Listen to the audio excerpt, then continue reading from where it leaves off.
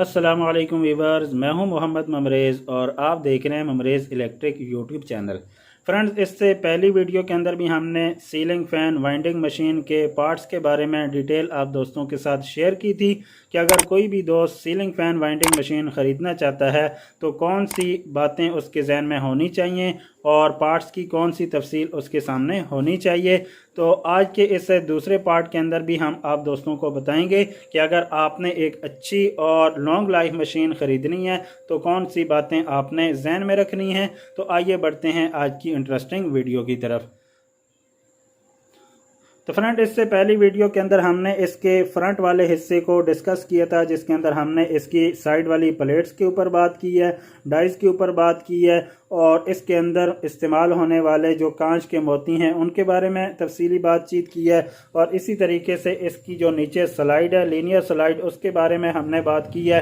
और इसी तरीके से इसकी बैक पे जहाँ पे तार गुजर के आती है तो उसके बारे में मैंने आप दोस्तों के साथ डिटेल शेयर की थी कि ये किस तरीके की होनी चाहिए। तो किसी भी मशीन की जो कंपनी होती है वो मैटर नहीं करती, या वो किस जगह पे बनी हुई है ये मैटर नहीं करती। असल में आपने उसके अंदर उसके लगे हुए पार्ट्स को देखना है, चाहे वो कहीं पे भी तैयार की गई हो, कहीं पे भी बनाई गई हो। तो आपने किसी भी कंपनी की तरफ नहीं जाना, बल्कि आपने उसके पार्ट्स को देखना है कि आपकी रिक्वायरमेंट के मुताबिक कौन से पार्ट किस मशीन के अंदर इस्तेमाल किए गए हैं, वही आपके लिए सबसे बेटर और बेहतर होती है। तो फ्रेंड, बात कर लेते हैं इसके काउंटर मीटर की। तो यहाँ पे आप देख सकते हैं कि एक काउंटर मीटर इस्तेमाल किया गया है और कोई भी मशीन, चाहे वो किसी भी जगह पे किसी कंपनी में या लोकल बनाई गई हो, तो ये काउंटर मीटर उसके अंदर इस्तेमाल किया जाता है। लेकिन आम तौर पे जो मीटर इस्तेमाल किए जाते हैं वो चाइना के होते हैं, ओरिजिनल मीटर इस्तेमाल नहीं किए जाते, जबकि आपसे जो पैसे लिए जाते हैं वो पूरे लिए जाते हैं और जो मशीन के अंदर चीज़ें लगाई जाती हैं वो नाकिस क्वालिटी की होती हैं। और क्योंकि हम उस वक़्त नए होते हैं, हमें उस वक़्त पता नहीं चलता, बाद में मसले मसाइल पेश आते हैं तो हमें पता चलता है कि मशीन के अंदर ये चीज़ें ओरिजिनल नहीं है। तो यहाँ पे आप देख सकते हैं कि बहुत ही मारूफ कंपनी आटोनिक्स कंपनी का मीटर लगाया हुआ है। ये कोरियन कंपनी है, ये मेड इन कोरिया मीटर होते हैं, ये चाइना वाला बिल्कुल नहीं है। तो आपने भी इस बात को जहन में रखना है कि जब आप मशीन ख़रीदने लगें तो उसके अंदर जो काउंटर मीटर आपने लगवाना है वो कोरिया का ओरिजिनल मीटर आप लगवाएंगे तो उसकी लाइफ भी ज़्यादा होगी और उसका रिज़ल्ट भी बहुत अच्छा होगा। तो आपने इस मीटर को जहन में रखना है कि जिससे आप मशीन ले रहे हो तो आप तो पूरी तसल्ली कर लें कि वो जो मीटर आपको लगा के दे रहा है काउंटर मीटर, वो ओरिजिनल कोरिया का होना चाहिए और हो सके तो आटोनिक्स कंपनी का आप उसके अंदर मीटर लगवा लें। कंट्रोल्स बटन के अंदर आपने ये ध्यान में रखना है कि इसके अंदर आपको मैनुअल और ऑटो दोनों का फंक्शन मिलना चाहिए। अगर कोई मशीन ऐसी है जिसके अंदर सिर्फ मैनुअल का फंक्शन है, ऑटो का नहीं है, तो वो मशीन आप हरगिज़ ना लें। उसमें आपको बाद में मसाइल पेश आते हैं जब आप पंखे उस पर वाइंड करते हैं। इसी तरीके से मशीन की डायरेक्शन को चेंज करने के लिए भी ऑप्शन दिया गया हो। अगर किसी मशीन के अंदर उसकी डायरेक्शन को चेंज करने वाला ऑप्शन मौजूद नहीं है तो वो मशीन आप हरगिज़ न लें। यानी आप जब चाहें उसको सिर्फ लेफ़्ट टू राइट चलाएं और जब चाहें आप उसको राइट टू लेफ़्ट चलाएं और जब आप चाहें उसको ऑटो पे चलाएं। तो ये सारी फैसिलिटी आपकी मशीन के अंदर मौजूद होनी चाहिए। इसी तरीके से मीटर को रीसेट करने का फंक्शन आपके पास होना चाहिए और मशीन को स्टार्ट करने का फंक्शन तो हर जगह पे होता ही है। इसी तरीके से इमरजेंसी के अंदर आपको मशीन रोकनी पड़ जाए तो उसका फंक्शन भी आपकी मशीन के अंदर होना चाहिए। इसके अलावा आपने मशीन के अंदर जो मटेरियल इस्तेमाल करना है, जो लोहा उसके अंदर इस्तेमाल होगा, तो यहाँ पे आप देख सकते हैं कि ये बहुत ही मोटा लोहा इस्तेमाल किया गया है। तो अगर किसी जगह पे आपसे पैसे पूरे लिए जा रहे हैं और मशीन का ये वाला जो बॉडी का लोहा है ये कमज़ोर आपको लगा के दिया जा रहा है तो आप हरगिज़ उससे मशीन न लें, इसलिए कि आपने पैसे पूरे लेने हैं तो आप चीज़ भी पूरी वसूल करें। तो यहाँ पे आप देख सकते हैं कि ये मोटा लोहा यहाँ पे भी इस्तेमाल किया गया है और इसकी बैक पे भी सारा यही लोहा इस्तेमाल किया गया है। तो आपने ये तसल्ली कर लेनी है। यहाँ से आप इन नट्स को ओपन करते हैं तो अंदर वाला फंक्शन आपके सामने आ जाता है। अगर ऊपर वाले सेक्शन की हम बात कर रहे हैं तो आपको अंदर से भी दिखाता चलूं कि इसके अंदर क्या होता है।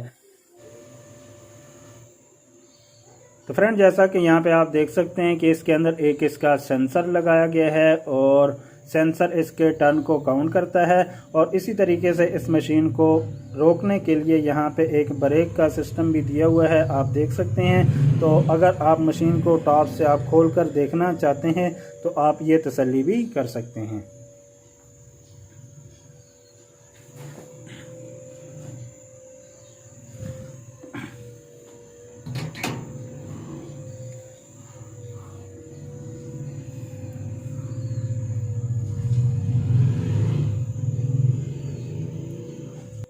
अगर इसके पैनल की बात की जाए तो दोस्तों यहाँ पे आप देख सकते हैं कि इसके ऑटो फंक्शन को कंट्रोल करने के लिए यहाँ पे एक सर्किट दिया हुआ है, 2 रिलेज उसके ऊपर लगे हुए हैं और उसके साथ ही आप देख सकते हैं कि नीचे एक ब्रिज है और एक कैपेसिटर लगा हुआ है जो कि इसकी मशीन के साथ इस्तेमाल होता है। यहाँ पे आप देखें तो ये मैग्नेट कॉन्टेक्टर लगे हुए हैं और ये इसके पूरे ऑटो फंक्शन को कंट्रोल कर रहे होते हैं।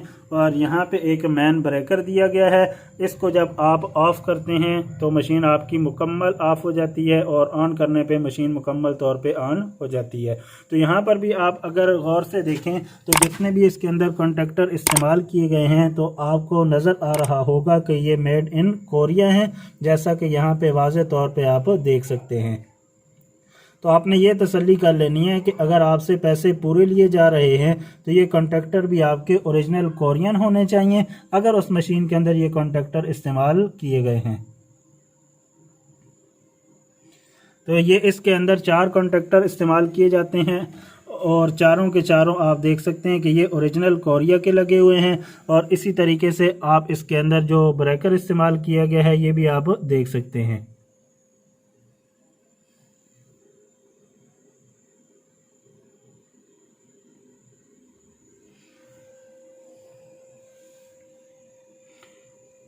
और इसके कार्ड को भी अच्छे तरीके से आप देख सकते हैं।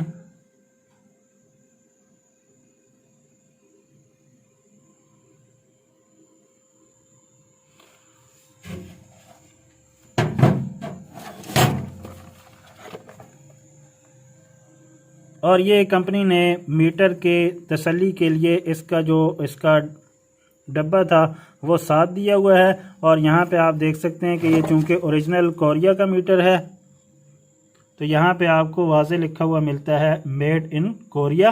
तो ये आटोनिक्स कंपनी का FX4 मीटर इसके अंदर इस्तेमाल किया गया है। तो ये सेटिस्फेक्शन के लिए आपको ये साथ देते हैं। और इसी तरीके से मीटर के ऊपर भी लिखा हुआ होता है कि ये मेड इन चाइना है या मेड इन कोरिया है। और उसकी बिल्ड क्वालिटी से भी आपको अंदाज़ा हो सकता है कि ये मीटर कोरिया का है या फिर चाइना का है। और यहाँ पे भी जो मशीन का लोहा इस्तेमाल किया गया है वो काफ़ी पायदार है, आप देख सकते हैं।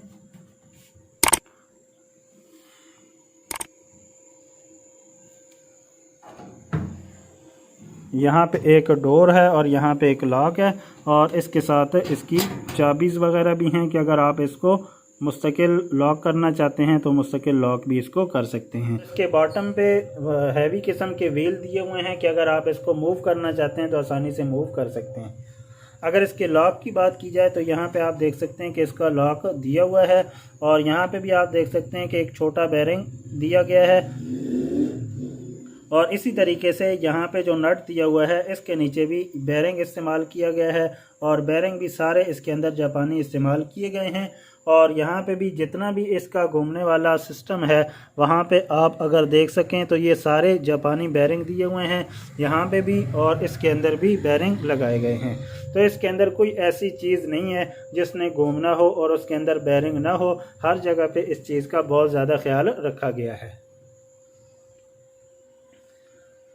तो उम्मीद है कि हमारी ये वीडियोस देखकर आप एक अच्छी मशीन ले सकेंगे और अच्छे तरीके से आप चेक कर पाएंगे कि आपकी मशीन के अंदर ये सारी चीज़ें मौजूद हैं या नहीं हैं और किस क्वालिटी की लगी हुई हैं। इसके अलावा भी अगर किसी दोस्त के जहन के अंदर कोई बात इसके मुतालिक पूछने वाली हो तो वो पूछ सकता है। तो अगर आप दोस्त चाहते हैं कि इस मशीन की ऑपरेटिंग का मुकम्मल तरीका और इसमें पेश आने वाले प्रॉब्लम्स और उनकी सलूशन भी आप दोस्तों के साथ शेयर किए जाएं, तो आप दोस्त कमेंट सेक्शन के अंदर सजेस्ट कर सकते हैं। तो मैं उस पर भी डिटेल वीडियो बना दूंगा कि जो नए कारीगर ये मशीन ले लेते हैं तो उनको कौन कौन से उसके अंदर प्रॉब्लम्स पेश आती हैं और किस तरीके से उनको हल किया जा सकता है। तो कमेंट सेक्शन के अंदर आपकी सजेशन का इंतज़ार रहेगा। आज की वीडियो दोस्तों यहीं तक थी। मिलते हैं फिर किसी नई इंटरेस्टिंग वीडियो के साथ। तब तक के लिए अपना बहुत सारा ख्याल रखिएगा, मुझे भी दुआ में याद रखिएगा। अल्लाह हाफिज़।